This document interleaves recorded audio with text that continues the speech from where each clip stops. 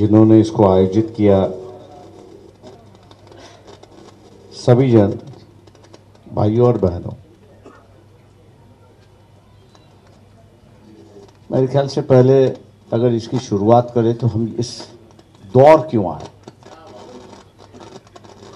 ये सबसे बड़ा सवाल उठता है। 70 साल के बाद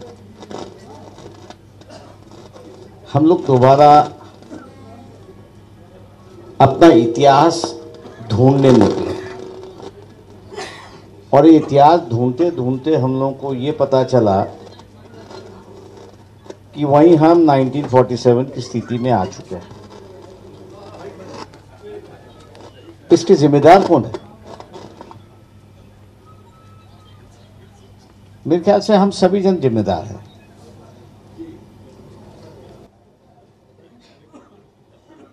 जो हमारे दादा थे, परदादा थे, जिनके साथ उन्होंने संबंध नहीं रखा, जिनको 2 हाथ लंबे रखा, क्या उनके साथ में हम लोग बैठते नहीं, उठते नहीं हैं? उठना बैठना मैं अलग बात कहता हूं, लेकिन उनके साथ में संबंध होना, ये मेरे ख्याल से हम लोग की सबसे बड़ी गलती है। हम लोग जब तक अपनी गलतियां नहीं मानते तब तक मैं समझता हूं कि रास्ता नहीं मिलता। सवाल यह है कि हम लोग कांग्रेस के साथ गए और आज उसी कांग्रेस को जो है वो हम ये कह रहे हैं कि वो अब हमारी हिफाजत नहीं कर सकती। लेकिन क्या कांग्रेस अकेली थी कि जो हमारी हिफाजत कर रही थी? क्या उस वक्त दूसरे राजनीतिक दल नहीं थी, विचारधारा नहीं थी कि जो हमको हिफाजत कर रही थी? समाजवादी थे, मार्क्सवादी थे, मानवतावादी थे, कि जो हम लोगों के साथ में बैठ के कंधा से कंधा लगाकर आंदोलन में होते थे, जुलूस में होते थे, अत्याचार के खिलाफ आवाज उठाते थे और इस देश की एक सेक्युलर मिजाज जो है उसका जिंदा रखते थे।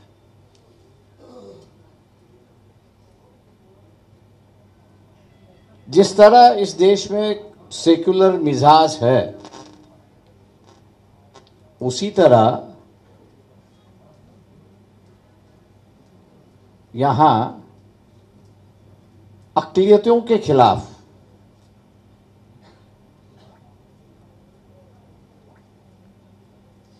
अपनी बात रखने के लिए और करने के लिए एक संगठन भी है और उनके पीछे ताकत भी है।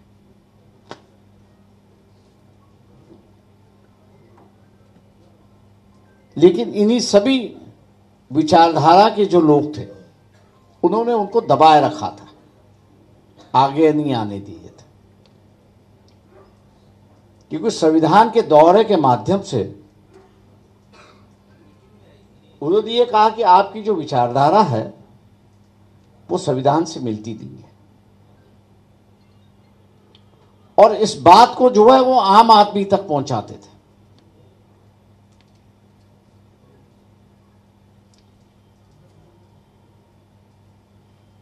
जो नफरत की जिंदगी नहीं चाहता था, अमन और शांति की जिंदगी चाहता था, वो इन लोगों से दूर रहा।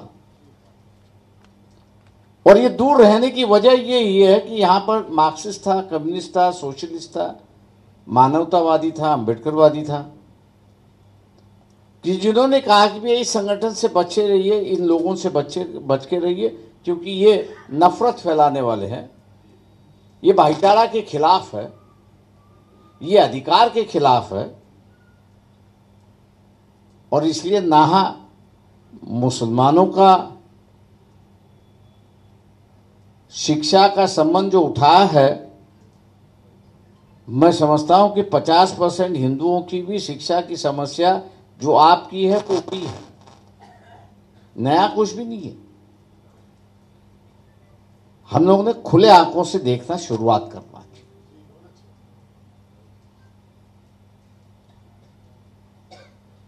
आप जिस तरह से एनआरसी के खिलाफ आवाज उठा रहे थे, तो मैंने कई लोगों से कहा भी है, इसको मुस्लिम इशू मत बनाइए, आप इसकी गहराई में जाइए। लेकिन दुर्भाग्य है कि उस वक्त की लीडरशिप जो है गहराई में नहीं गई, और गहराई में नहीं गई इसकी वजह से उसे इस बात का पता भी नहीं चला कि इस देश में एक पिंडारी नाम का एक समाज भी था, कि जिसकी जनसंख्या इस देश में 18% है। उसमें से पिंडारियों में से 3% जो है वो मैं मान के चलता हूं कि सूफियों को मानते हैं, बाकी जो है वो हिंदुओं में।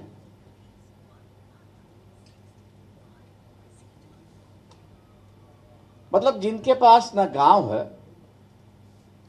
जिनके पास ना रहने के लिए जगह है, जो आज भी भटकते रहते हैं।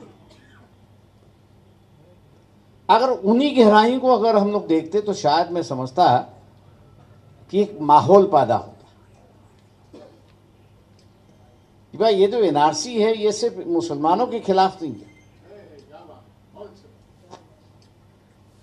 ये सिर्फ मुसलमानों के खिलाफ नहीं है, ये एनआरसी जो है हिंदुओं के तबके का 40% जो है, जिसके पास कोई रिकॉर्ड नहीं है।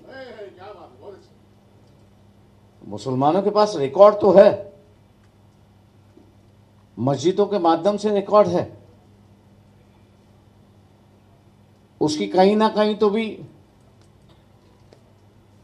लिखा है, इसलिए उसके पास रिकॉर्ड कहीं ना कहीं तो भी मिलता है।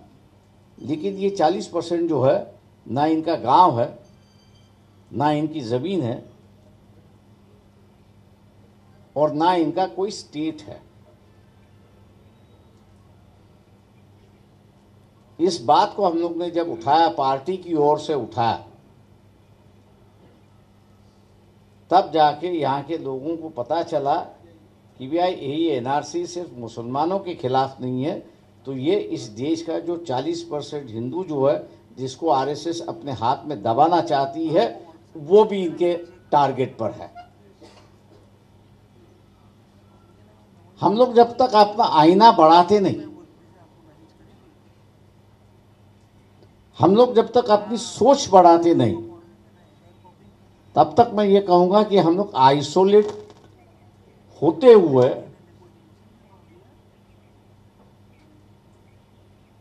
या आइसोलेशन की ओर हम लोग खुद ही जा रहे हैं। मैं आप लोगों से पूछता हूं कि आज ये जो कम्युनिस्ट पार्टी थी वो है कहां? समाजवादी है वो आजकल दिखाई नहीं देती। शरद यादव आखिरी, नीतीश कुमार अब बाहर आए, देवगौड़ा उनके बेटे किसी भी तरह बचे हुए हैं। लेकिन 10 साल के बाद अगर हम लोग आगे देखें तो शायद मेरे ख्याल से एक परिस्थिति जो उभर रही है कि जो आज हम लोग महाराष्ट्र में खुली तौर से देख रहे हैं। खुली तौर से क्या देख रहे हैं कि शिवसेना जो थी यहां से निकाल के पूरी वहां रख दी, और जिनके पास रख दी वो उनके साथ में चले गए। मतलब नंगा करने का जो एक तरीका इस देश में शुरुआत हुआ है, क्या हम लोग इस बात को एहसास करेंगे या नहीं करेंगे? कल कांग्रेस का भी वही होगा।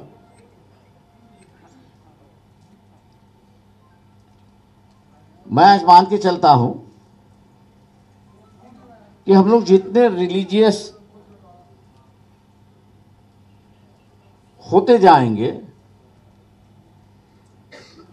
उतना आरएसएस को फायदा होगा। इस बात को हम लोग को देखना होगा। जितना हम लोग सेक्युलर बनते जाएंगे उतनी तकलीफ आरएसएस को होती रहेगी, क्योंकि सीधा होता है, उनका कहना है कि भैया ये जो अक़लियत है, चाहे वो सिख हो, चाहे वो जैन हो, चाहे वो बुद्धिस्ट, वो अपना धर्म बना रहे, हम क्यों नहीं बढ़ाएं। लेकिन जब सेक्युलर की बात आती है तो यही बात आती है कि भैया धर्म जो है व्यक्तिगत है, राजनीति और समाज जो है वो अलग है, इसको दोनों को मिक्स करने की कोई ज़रूरत नहीं है। ये जब तक चलता रहा तब तक मैं कहता हूं कि हम लोग महफूज रहे, हम लोग महफूज रहे। लेकिन आज की परिस्थिति में जो है, इस बात को हम लोग भूल गए। मैं हमेशा कहता हूं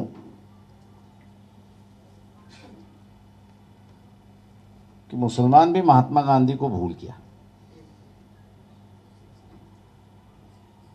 जब तक महात्मा गांधी की समाधि जो है दिल्ली में, राजघाट जो है, 1978 में जब जनता पार्टी की सरकार आई तो एक गलती हुई, मैं जानता हूं उसको। वो यही हुआ कि उन्होंने आरएसएस के जो मंत्री थे, जनसंघ के जो मंत्री थे उस वक्त, उन्होंने उस राजघाट पर उनको शपथ ग्रहण करने की इजाजत दी। उसके पहले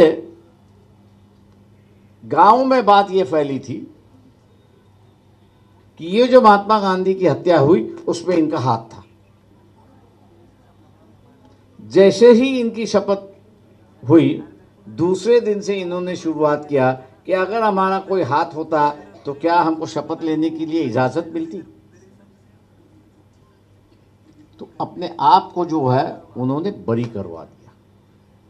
जो एक रोक थी उस रोक से उन्होंने अपने आप को बरी करवा लिया, और बरी करने के बाद वो रुके नहीं हैं। वो आज ऐसे मुकाम पे आके पहुंचे हैं कि वो आज ये कह रहे हैं कि हम संविधान बदल देंगे।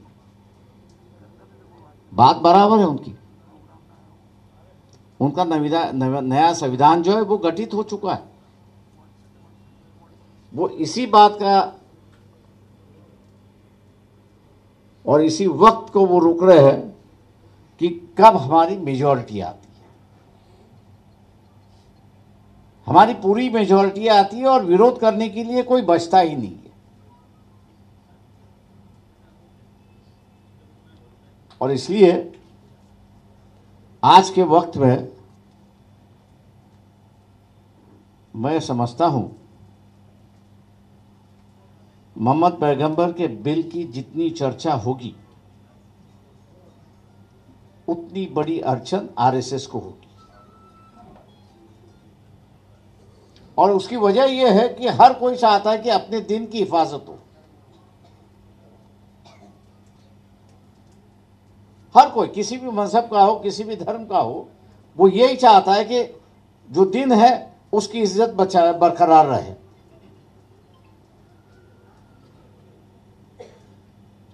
हम लोगों को भी जो है सोच समझ के कदम उठाना चाहिए। इसकी जितनी चर्चा होगी, और यही होगा कि नाम अगर इसका मोहम्मद पैगंबर बिल भी हो, लेकिन इसकी अंदर की जो कानून है वे किसी धर्म के भी दिन हो, उसकी अगर तौहीन होती है तो उसको सजा होगी। तो हर व्यक्ति जिस किस मजहब का हो, जिस किस धर्म का हो, वो आपके साथ होगा। वो यही पूछता रहेगा कि आप इसको विरोध क्यों कर रहे हैं, आप चुपचाप क्यों बैठे हो। अपनी बात आम आदमी तक फैलाना, अपनी बात आम आदमी तक ले जाना, मैं समझता हूं आज सबसे बड़ी अपनी जिम्मेदारी है। कई बार मुस्लिम संगठनों के साथ चर्चा होती है तो इसी बात को चलते रहती है कि हम लोग जो है वो मुस्लिम मिसाइलों को सामने रख के यहाँ की राजनीति करें। बात सही है, मैं गलत नहीं कह रहा हूं, लेकिन उसी इश्यू को आप सेक्युलर क्यों नहीं करते। शिक्षा की बात आई,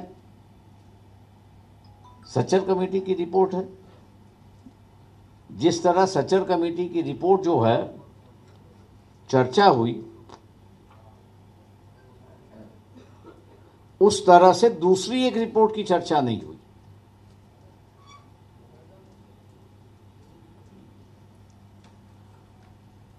और वो है बैकवर्ड हिंदुओं की चर्चा।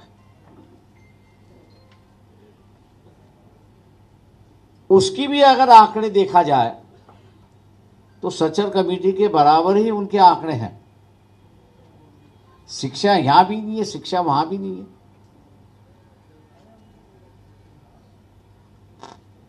अगर इसी बात को दोनों अगर उठाते कि भैया शिक्षा ना आपके पास है ना हमारे पास है, इसलिए हम लोग ने शिक्षा के लिए लड़ना चाहिए, इकट्ठा होकर लड़ना चाहिए, तो मैं समझता हूं कि ये शिक्षा का जो इशू है इसको हम लोग सॉल्व कर सकते हैं, इसका एक रास्ता निकल सकता है। लेकिन जिस दिन हम लोग इसको एक माइनॉरिटी का इशू बनाएंगे, क्योंकि माइनॉरिटीज को जितनी भी सहूलतें हैं वो मैं मान के चलता हूं उसका तख्ता बन चुका है, उसमें कोई ऐड करने की जरूरत नहीं है, उसमें कोई हिफाजत करने की जरूरत नहीं है। लेकिन विद्यार्थियों की संख्या कैसी बढ़े इसको ही हम लोग को देखना होगा। और इसलिए मैं ये कह रहा हूं कि हम लोग सेक्टेरियन होके, मतलब अलग अलग होके मांग करने के बजाय अगर मिलकर अगर मांग करेंगे तो मैं मान के चलता हूं कि यहां जो एक माहौल पूरी तरह से रिलीजियस करने का, धार्मिक करने का जो बेड़ा कई संगठनों ने लिया है उसको हम लोग तोड़ सकते हैं, ऐसी एक परिस्थिति है। मैं हमेशा कहता हूं कि उस महाराष्ट्र की विधानसभा में हम लोग के पार्टी से कोई नुमाइंदा चुन के नहीं गया। शिक्षक मतदार संघ से कपिल पाटिल जो है, जिसको हम लोग ने चुनाया था, उससे कहा भी इस बिल को तुम रख सकते हो, मतलब कोशिश करूंगा। तो मैंने कहा देख ले। सभी लीडरान से हम लोग ने वहां पे बात की, सबने मुझसे ये कहा कि भैया प्रकाश ये वक्त सही है इस बिल को लाने का। तो मैंने उनसे यही कहा भैया आप अगर सही समझे तो ये सही वक्त है, अगर आप ये कहते हो कि ये सही वक्त नहीं है तो सही वक्त नहीं है, मतलब तय तो अपने को करना है सही है नहीं है। बोले क्या करना है इसको? मैंने कहा इंट्रोड्यूस करना है, सदन के माध्यम से इसको आगे ले जाना है। तो बोले कपिल से कहिए कि उसको पेश करे।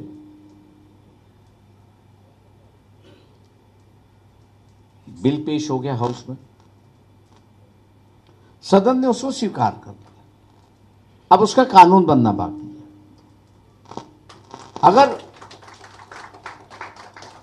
यही सदन में जो चुने हुए मेंबरान है उनका अगर विरोध होता तो वो उसके नाम से ही शुरुआत होता, वे इसका नाम बदल दो, इसको और कई नाम से पेश करते। लेकिन उस बात की उन्होंने चर्चा नहीं की, उन्होंने सिर्फ वक्त की बात चर्चा की कि ये सही वक्त है या नहीं है। तो मैंने कहा पहले इसको इंट्रोड्यूस तो करवा दो। मैंने कहा इंट्रोडक्शन के लिए ये सही वक्त है, किस दिन मंजूर करना है, मैंने कहा वो आप लोगों को तय करना है। मैं इतना ही आप लोगों से कहना चाह रहा हूं कि आज भी सेक्युलर मिजाज जो है वो बाकी है, वो खत्म नहीं होगी। अगर वो खत्म होती तो शायद मेरे ख्याल से मोहम्मद पैगंबर बिल जो है वो हम लोग सदन के पठन पे कभी रख भी नहीं सकते थे, ना उसका कोई सोच भी सकता था। अब रही बात इसकी जो है इसकी मंजूरात करने की बात है। अब इसको मंजूरात करना है तो सदन में मेजॉरिटी होना जरूरी है।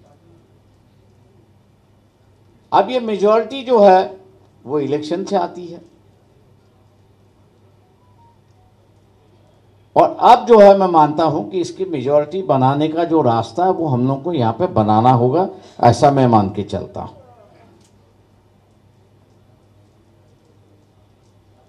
अब इस रास्ता बनाने की बात जो है वो कई लोग आप लोगों से यहाँ से निकलती है, मुसलमानों के से निकलती है कि भैया 1 to 1 बे आमने सामने। मैं समझता हूं कि इस राजनीति सही राजनीति ऐसा मैं नहीं कहता। जब कभी 1 to 1 राजनीति हुई है तो हम लोग हारे हैं और आरएसएस जीती है, क्योंकि ऐसा कोई मुद्दा निकलता है कि वो 10 दिन के लिए, 15 दिन के लिए, 5 दिन के लिए माहौल बिगाड़ देती है। और माहौल बिगड़ता जब है तो वो अपना कम्युनल बन जाता है, रिलीजियस बन जाता है और उसी पर वो वोट देके बाद में पछताता है। ऐसी एक परिस्थिति है। तो एक सही वक्त पर उस वक्त की क्या राजनीति हो, मेरे ख्याल से उस वक्त हम लोग को डिसाइड करना जरूरी है, ऐसा मैं मान के चलता हूं। रही बात, मैंने जैसे कहा कि माहौल बिगाड़ने की बात है, मैंने शुरुआत में ही कहा कि हमने दोस्ती किससे की। 2014 में हम लोग ने दोस्ती किससे की। मैं नहीं कहूंगा कि पब्लिकली उसका जवाब दो, आप अपने आप को जवाब दो। मुद्दा यह था कि उस वक्त की सरकार करप्ट थी, तो मैं कहता हूं पूरी करप्ट थी। लेकिन दूसरी तरफ की जो आने वाली सरकार थी उसकी विचारधारा क्या थी? उसकी विचारधारा जो है, किसी ने अगर we and his brotherhood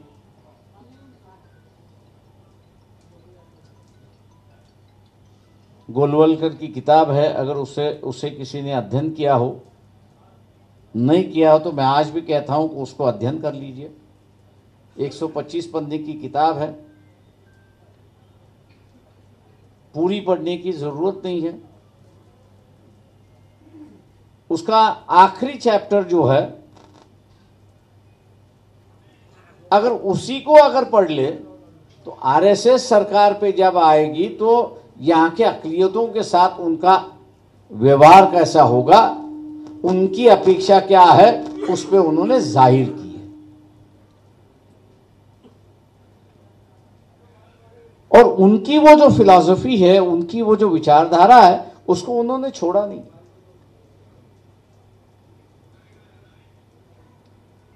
corruption एक बीमारी है, सही है,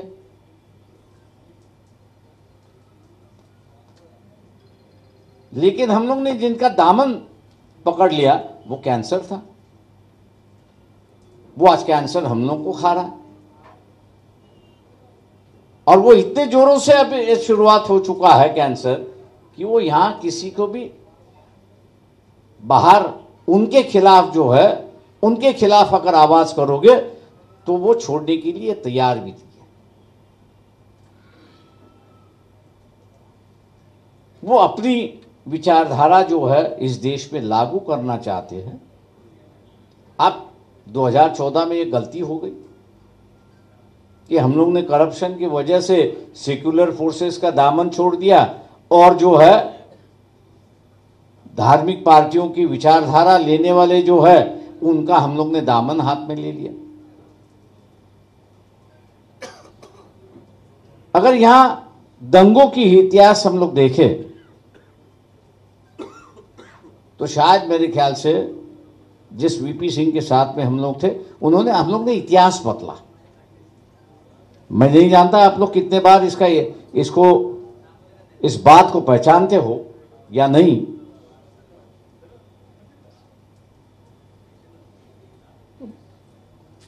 नब्बे के बाद दंगों की राजनीति इस देश से खत्म हुई। बीच में मेरठ में करने की कोशिश हुई लेकिन अमल नहीं हुई।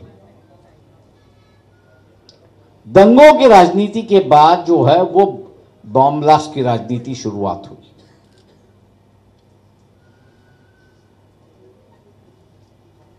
मतलब जब तक यहां पर हिंदू मुसलमान अपने आप में लड़ते नहीं रहेंगे तब तक यहां जितने भी धार्मिक राजनीतिक पार्टियां, आरएसएस, बीजेपी वाले जो है वो पनप नहीं पाएंगे। ऐसी एक परिस्थिति है। नफरत की राजनीति पर उनका पनपना जो है, बढ़ना जो है, वो उन्होंने बुनियाद बना दिया। और आज जो है बॉम्ब ब्लास्ट की राजनीति भी आगे नहीं ले जा सकते, एक हद तक ले गए। इसलिए उन्होंने एक नया तरीका ढूंढा है कि एक तरफ मुसलमानों को पकड़ो, उसको मारो, और इतनी बेरहमी से मारो कि लोगों की रूह कांप लगे।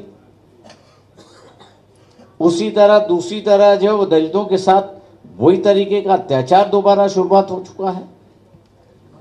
मेरा कहने का मतलब है कि लोगों में ये दूरी रहे। इसलिए अब जो है ये अलग अलग मुसलमानों को पकड़कर उनको इतनी बेरहमी से मारे, उसका वीडियो निकाले, पब्लिकली उसका डेमोन्स्ट्रेट करे, और एक भय और एक नफरत की राजनीति दोबारा उसको शुरुआत करे।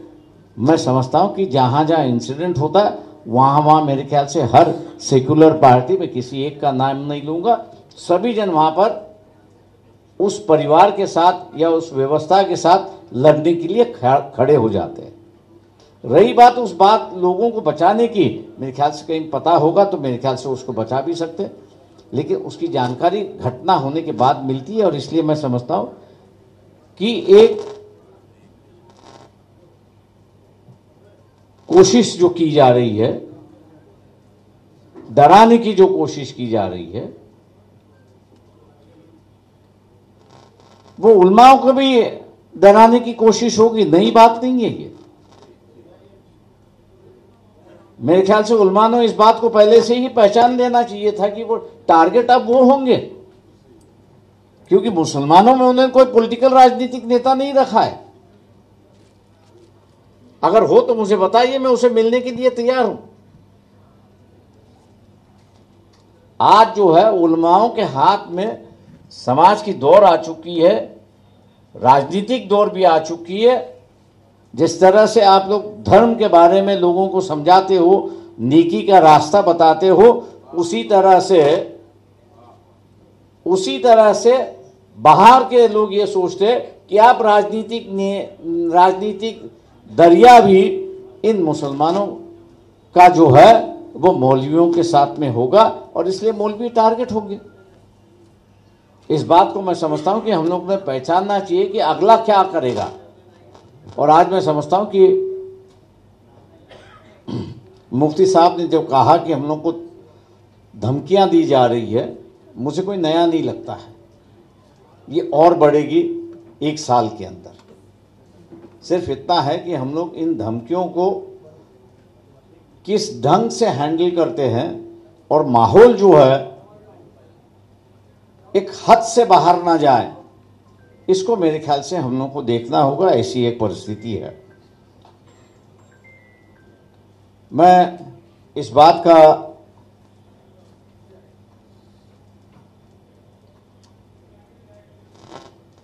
ये करता हूं, मैं नहीं जानता आप लोगों ने कितनी बाबा साहब की जो है मूवमेंट को समझ लिया है या समझने की कोशिश की हो। अगर इस मूवमेंट को अगर आप लोगों ने समझने की कोशिश की होती तो शायद मेरे ख्याल से ये मूवमेंट आरएसएस के साथ जा ही नहीं सकती, ऐसी एक परिस्थिति है।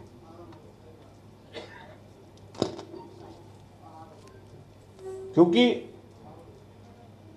जो शुरुआती है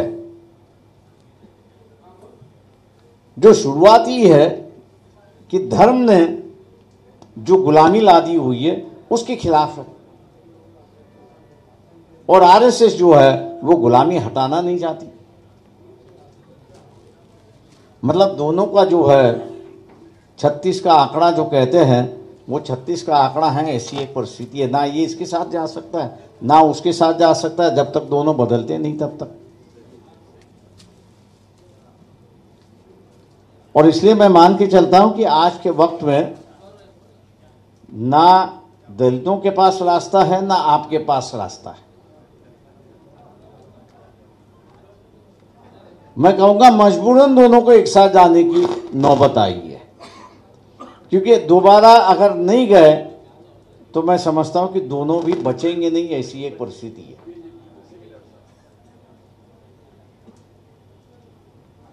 क्योंकि 90 की बात मैं अगर कहूँ कि यहाँ दंगों की राजनीति क्यों खत्म हुई, तो आप लोगों ने जो है, मैं उस वक्त काफ़ी बड़ी पैमाने में राजनीति में था, तो कई मुस्लिम संगठनों से हमारी बात हुई। वो कहते थे हम कांग्रेस के साथ है।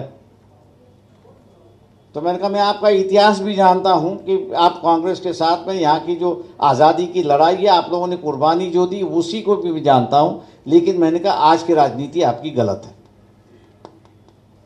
बोले आप सीधे हमको गलत कह रहे हो। मैंने कहा सीधे गलत कह रहा हूं।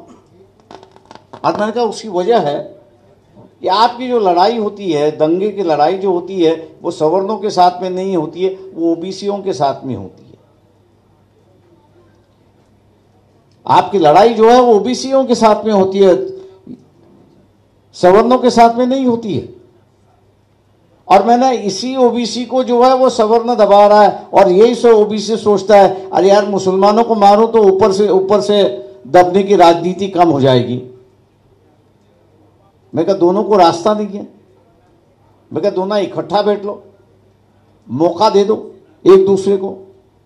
90 के राजनीति में दोनों इकट्ठा बैठ गए। जहां मुलायम सिंह निकले, लालू प्रसाद यादव निकले, शरद यादव निकले, कई लोग निकले वहां से, और तुरंत मैंने जैसे कहा कि दंगों की राजनीति खत्म हुई। क्योंकि जिसके हाथ में तलवार आरएसएस वाले देते थे, उसके हाथ में आपने सत्ता दे दी, और उसे पता चला कि सत्ता का माहौल चलाना है तो सबको लेके चलना है, अकेले चल नहीं सकते। तो बुनियादी बदलाव जो है इस व्यवस्था में आया, ऐसे मैं मान के चलता हूं। और आज उसी तरह का बुनियादी बदलाव जो है वो आप लोग ले आ सकते हो, आप लोग ले आ सकते हो। क्योंकि आज मुसलमानों के अलावा कश्मीर से कन्याकुमारी तक एक भी ऐसी कौम आपको नहीं मिल सकती कि जो बीजेपी के खिलाफ है, आरएसएस के खिलाफ है।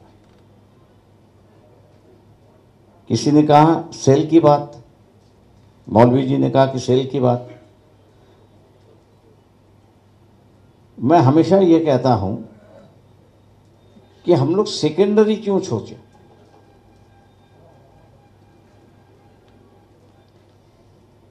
मैं इस बात को ये कहता हूं कि जिसके साथ हाथ मिलाना है वो सीधे सीधे हाथ मिलाइए, बराबर के रिश्ते से हाथ मिलाइए। और इसलिए आज जो बंबई इतनी बड़ा शहर है, उस बंबई की शहर की भागदौड़ जो है, वंचित की जो है, आबुल साहब यहाँ पर संभाल रहे हैं, और अब बड़ी अच्छी तरह से संभाल रहे हैं।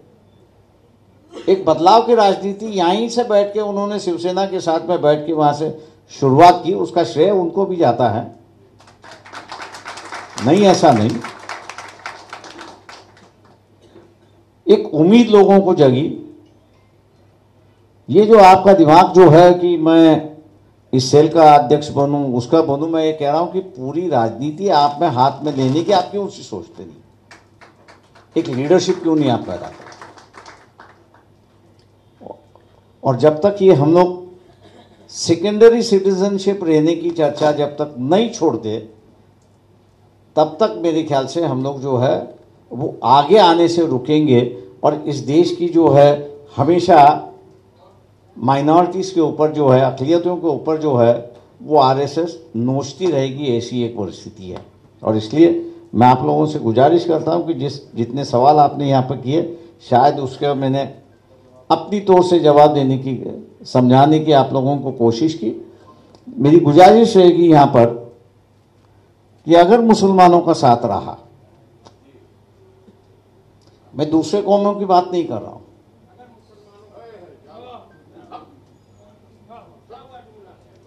अगर मुसलमानों का साथ रहा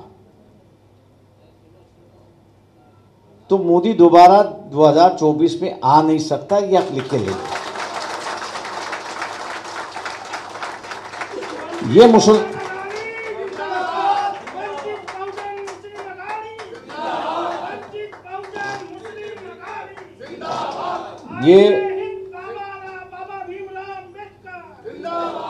ये मुसलमानों की ताकत है। आपसे कई लोग जुड़ना चाहते हैं, ऐसा नहीं कि नहीं। आप बिखर जाओगे, जो जुड़ने के लिए उनके पास ताकत है ही नहीं।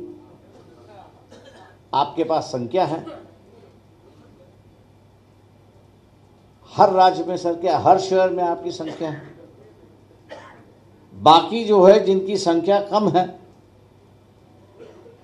वो यही कहते हैं कि भैया किसी के साथ जुड़ेंगे तो हमारी ताकत बनेगी। अगर कोई खड़ा ही नहीं रहा तो फिर हम विरोध क्यों करें? जो है उसी में फिर संभाल लो। और इस बार मैं कहता हूं कि अगर बदलाव की अगर लहर जो चलेगी वो मुसलमानों के यहां से बदलाव की लहर चलेगी। तो इस बात को सभी को एहसास है कि 2024 में जो है वो कतई मुसलमान जो है बीजेपी को वोट नहीं देगा। ये कई लोगों की धारणा बन चुकी है। अब सिर्फ इतना है कि आप कहीं इस साइड न जाए ना उस साइड ना जाए, जाना है आपको एक साथ जाना है, एक तरीके से एक रास्ते पे चलना है। दो राह पर आपको नहीं चलना है। एक रास्ता अगर आप लोगों ने पकड़ लिया तो मैं मान के चलता हूं कि जो मजलूम है, कि जिनकी आवाज दिखाई नहीं देती, जैसे मैंने कहा कि एनआरसी में अगर उन छोटे छोटे समाजों को लेकर अगर हम लोग रास्ते पर नहीं उतरते तो यहाँ का जो सोचना पढ़ा लिखा जो है उसको एक बात को एहसास नहीं होता कि भैया ये सिर्फ मुसलमानों के खिलाफ नहीं है, ये जो है हिंदुओं के खिलाफ भी है। ये वर्ग मेरे ख्याल से आप लोगों से जुड़ सकता और एक बड़ी ताकत यहाँ पर बन सकती है। मैं उम्मीद करता हूँ कि मुसलमानों में राजनीतिक नेता 2024 तक कोई आ जाएगा, ऐसा मुझे नहीं लगता है। तो ये मुसलमानों की 2024 की जो सामाजिक राजनीतिक दौर जो है वो उलमाओं को ही संभालनी होगी। और मैं उम्मीद करता हूं कि उलमा जो है इस दौर को संभालेंगे और एक नया रास्ता बताएंगे। इन्हीं लफ्जों के साथ मैं अपने शब्दों को विराम देता हूं।